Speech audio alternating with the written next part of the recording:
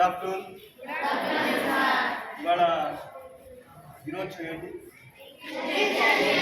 అంటే ఏంటి, దేనికి వచ్చింది? రాధాకృష్ణ బర్త్డే.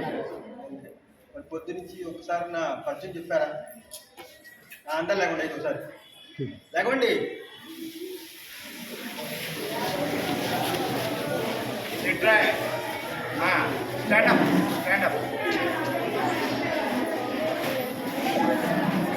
గురు బ్రహ్మ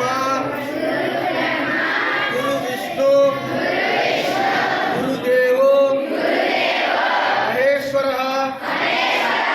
గురు సాక్షాత్ పరబ్రహ్మ తస్మై శ్రీ గురువే నమః.